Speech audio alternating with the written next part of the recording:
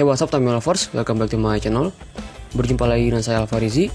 Jadi di video kali ini saya akan mereview mengenai sasis FMA dan juga sasis AR beserta 3 dynamo tune yang sebelumnya sudah saya test run ya.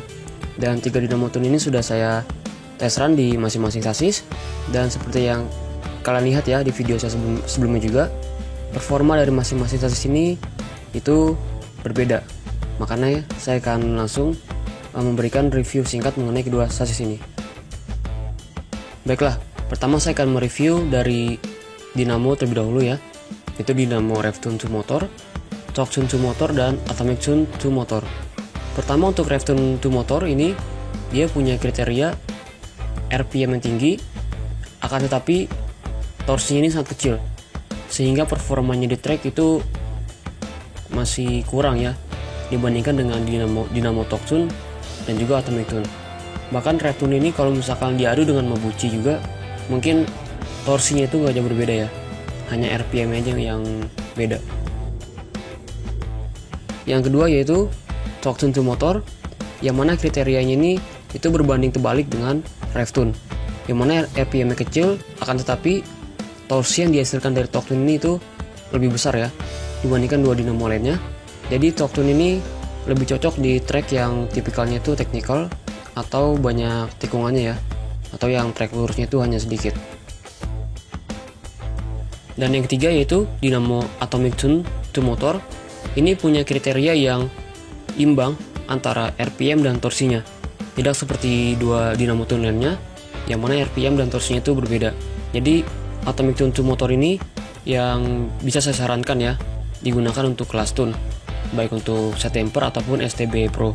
Atomic Tune ini benar-benar bagus lah performanya saat di track. Oke, penjelasan mengenai dynamo tune sudah selesai. Sekarang saya akan langsung lanjut ke penjelasan sasis. Bisa saya bilang bahwa sasis tipe FMA ini itu punya performa sangat baik ya, terutama saat lompatan dan juga landing.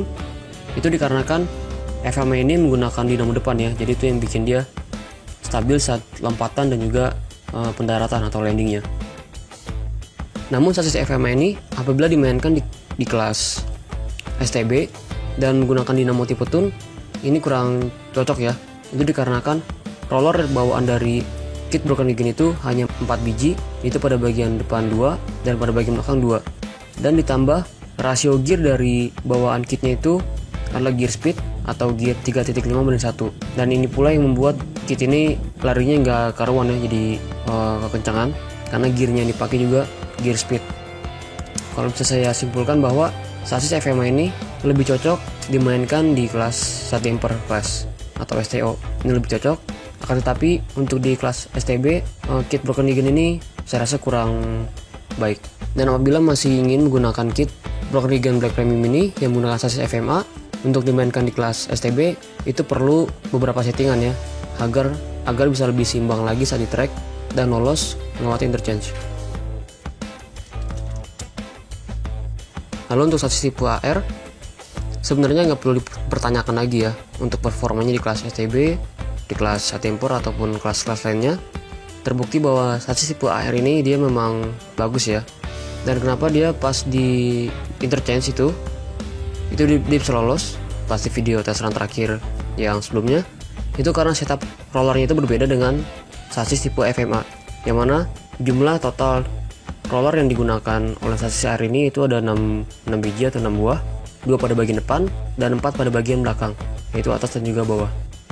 Dan alasan kenapa sasis tipe AR ini lebih aman, karena gear yang dipakai itu adalah gear 4:1 ya, bukan gear speed.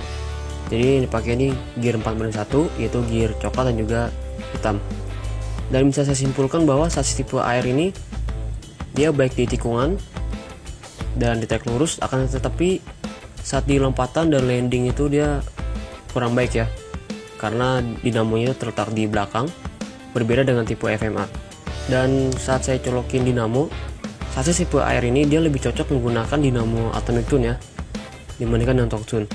Nah kalau FMA itu dia lebih cocok menggunakan dynamo TorqTune daripada Atomic Tune. Itu karena rasio gear ya yang berbeda, dan juga mungkin karena letak dinamonya yang juga berbeda mungkin ya. Jadi karakter yang dinamo yang dibutuhkan pun juga berbeda. Baiklah, cukup sekian untuk video saya kali ini. Mohon maaf apabila ada kesalahan. Dan terima kasih karena sudah menonton. And see you in the next video. Bye-bye.